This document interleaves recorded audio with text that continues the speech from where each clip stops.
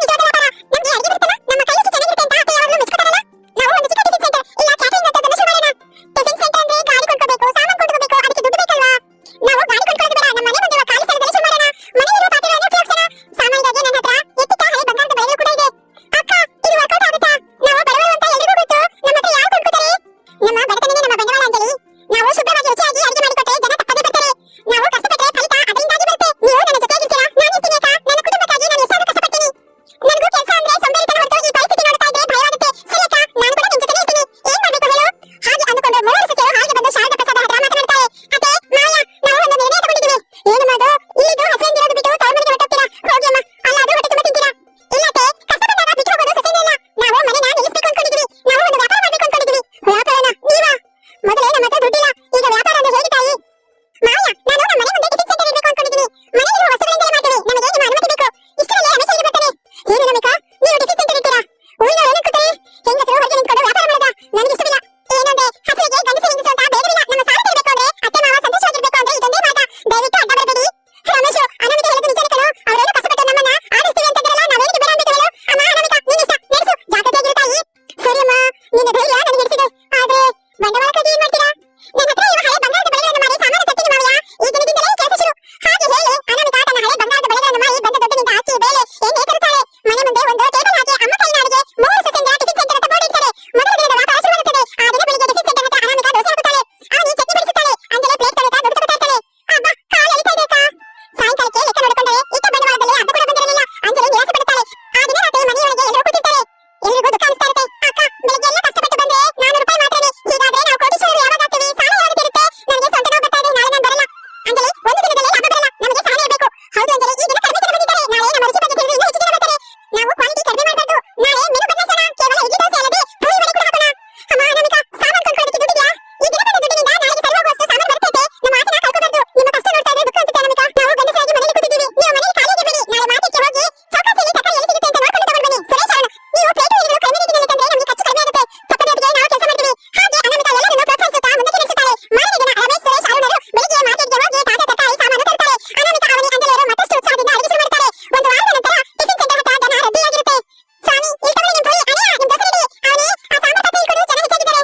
ನೋಡಿದ್ಯಾ ಅಂಜಲಿ, ನಿನ್ನ ಸ್ವಂತದ ನೋವು ಮಾಯವಾದಾಗಿದೆ. ಎಷ್ಟು ಸ್ಪೀಡಾಗಿ ಕೆಲಸ ಮಾಡ್ತಿದ್ಯೋ. ದುಡ್ಡು ಕಾಣಿಸ್ತಾ ಇದೆ, ನೋವು ಎಲ್ಲಿಗೆ ಹೋಗುತ್ತೆ ಗೊತ್ತಿಲ್ಲಕ್ಕ. ಈ ದಿನ ಗಲ್ಲಾಪೆಟ್ಟಿಗೆ ತುಂಬಿ ಹೋಗಿದೆ. ನಮ್ಮ ಕಷ್ಟ ಫಲಿಸಿದೆ. ನಮ್ಮ ಟಿಫಿನ್ ರುಚಿ ಊರೆಲ್ಲ ತಲುಪಿದೆ. ಇಷ್ಟರಲ್ಲಿ ಒಂದು ದೊಡ್ಡ ಕಾರು ಅಲ್ಲಿಗೆ ಬಂದು ನಿಲ್ಲುತ್ತದೆ. ಅದರೊಳಗಿಂದ ಒಬ್ಬ ವ್ಯಾಪಾರಿ ಬರುತ್ತಾನೆ. ಇಲ್ಲಿ 3 ಸೆಕೆಂಡ್ ಟಿಫಿನ್ ಸೆಂಟರ್ ಅಂದ್ರೆ ಇದೇನಾ? ಹೌದ್ರಿ, ಬನ್ನಿ, ಏನ್ ಬೇಕು? ನಾನು ತಿನ್ನೋದಕ್ಕೆ ಬಂದಿಲ್ಲಮ್ಮ. ನಮ್ಮ